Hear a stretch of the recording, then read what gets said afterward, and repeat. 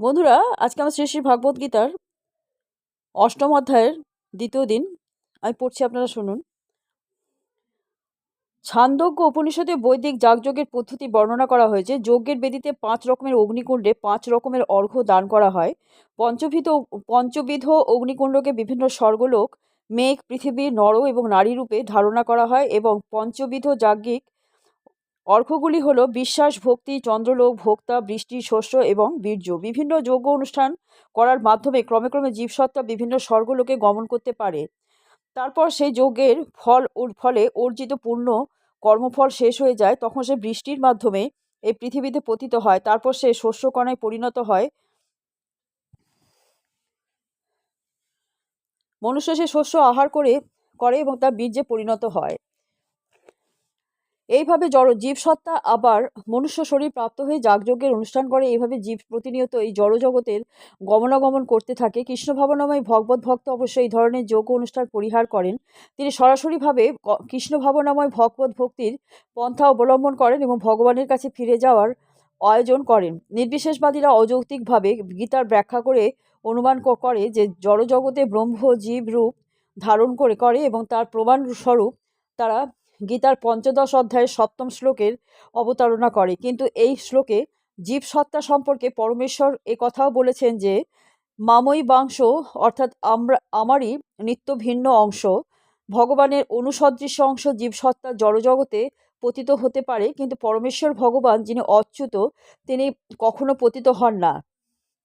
তাই পরমেশ্বর ভগবান জীবে পরিণত হন এই অনুমান গ্রহণযোগ্য নয়। বৈদিক সাহিত্যে ব্রহ্ম এবং পরম ব্রহ্মকে কখনোই এক বলে বর্ণনা করা হয়নি, সে কথা আমাদের মনে রাখা উচিত। শ্লোক: অধিভূতং খর ভাব পুরুষাধি দৈবতম অধিযোগ্য হ মেবাত্র দেহে দেহ ভৃত্তাং বড়। শ্রীল প্রভুপাদের গীতার গান: পদার্থ যে অধিভূত, খরভাব নাম, বিরাট পুরুষ সেই অধিদৈব নাম, অন্তর্যামী আমি সেই অধিযোগ্য নাম, যত দেহি আছে তার হৃদয় মোর ধাম।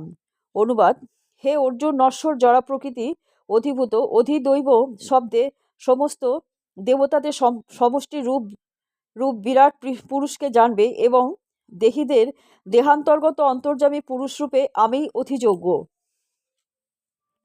তাৎপর্য: প্রতিনিয়তই প্রকৃতির পরিবর্তন হচ্ছে।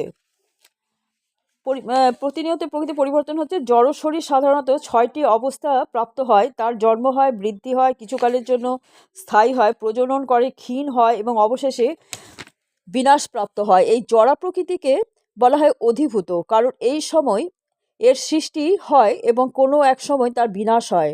ভগবানের বিশ্বরূপ যাতে সমস্ত দেবদেবীরা এবং তাদের নিজস্ব লোক সমূহ অবস্থিত, তাকে বলা হয় দৈবত। শ্রীকৃষ্ণের আংশিক প্রকাশ পরমাত্মা, যিনি অন্তর্যামী রূপে প্রতিটি জীবের হৃদয়ে বিরাজ করেন, তাকে বলা হয় অধিযোগ্য। এই শ্লোকের এব শব্দটি বিশেষ গুরুত্বপূর্ণ, কারণ এই শব্দটির দ্বারা ভগবান এখানে দৃঢ়ভাবে প্রতিপন্ন করছেন যে এই পরমাত্মা তার থেকে অভিন্ন। পরমাত্মা রূপে ভগবান প্রতিটি জীবের সঙ্গে থেকে তাদের কার্যকলাপ পর্যবেক্ষণ করে চলেন এবং তিনি হচ্ছেন তাদের বিবিধ চেতনার উৎস। পরমাত্মা জীবকে স্বাধীনভাবে কর্তব্যকর্ম করার সুযোগ দেন এবং তিনি তাদের কার্যকলাপের পর্যবেক্ষণ করেন। ভগবানের এই সমস্ত বিভিন্ন প্রকারের তত্ত্ব কৃষ্ণ ভাবনাময় ভগবত সেবাপরায়ণ শুদ্ধ ভক্তের কাছে আপনা থেকেই সুস্পষ্ট হয়ে ওঠে। ভগবত ভক্তির প্রাথমিক স্তরে কনিষ্ঠ ভক্ত অধিদৈবত নামক ভগবানের সুমহান বিশ্বরূপের ধ্যান করে, কারণ তখন সে ভগবানের পরমাত্মা রূপকে উপলব্ধি করতে পারে না। তাই তাদের উপদেশ দেওয়া হয় ভগবানের বিশ্বরূপের মাধ্যমে ভগবানের বিরাট পুরুষ সত্তা সম্বন্ধে অবগত হতে, যার পদদ্বয় হচ্ছে পাতাল লোক, যার চক্ষুদ্বয় হচ্ছে সূর্য এবং চন্দ্র, যার মস্তক হচ্ছে ঊর্ধ্বস্তরে গ্রহমণ্ডল।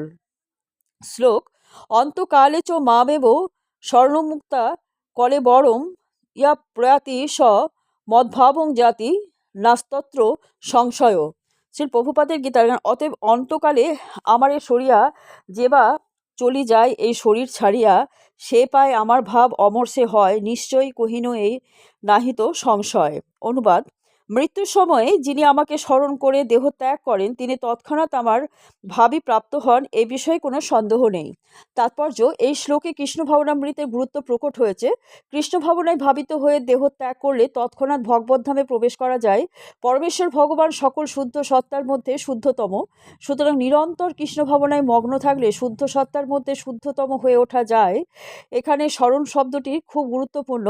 যে সমস্ত জীবেরা অশুদ্ধ, যারা কখনো ভগবত ভক্তি সাধনা করেনি, তাদের পক্ষে ভগবানকে স্মরণ করা সম্ভব নয়। সুতরাং জীবনের সূচনা থেকেই কৃষ্ণ ভাবনার অনুশীলন করা উচিত। জীবনের শেষে সার্থকতা অর্জন করতে হলে শ্রীকৃষ্ণ স্মরণ চর্চা অপরিহার্য। সেই জন্য শ্রীকৃষ্ণকে মনে রাখতে হলে সর্বক্ষণ অবিরামভাবে হরে কৃষ্ণ মহামন্ত্র হরে কৃষ্ণ কৃষ্ণ কৃষ্ণ হরে হরে, হরে রাম রাম রাম হরে হরে কীর্তন করতে হয়। শ্রী চৈতন্য মহাপ্রভুর পদাঙ্ক অনুসরণ করে তৃণের থেকেও দিন হয়, তরুর থেকে সহিষ্ণু হয়ে, অমানী হয়ে এবং অন্য সকলকে মান দান করে সর্বক্ষণ ভগবানের নাম সমন্বিত মহামন্ত্র হরে কৃষ্ণ কৃষ্ণ কৃষ্ণ হরে হরে, হরে রাম রাম রাম হরে হরে কীর্তন করার ফলে ভগবানকে স্মরণ করা যায়। এভাবে সম্পূর্ণরূপে কলুষমুক্ত হতে পারলে আমরা মৃত্যুর সময় ভগবান শ্রীকৃষ্ণকে স্মরণ করার পূর্ণ সুফল লাভ করতে পারবো এবং পরম ধাম লাভ করতে পারবো। শ্লোক: জং জং জং জং ব্যাপী স্মরণ ভাবং তজ্জতন্তে কলে বরম তং তমে বৈতি কন্তেও সদা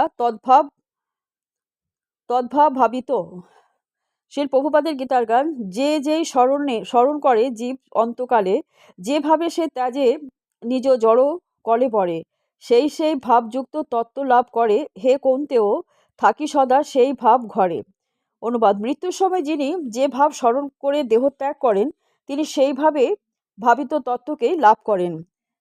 বন্ধুরা, আজকে এই পর্যন্তই। আপনাদের কালকে আবার পড়ে শোনাবো।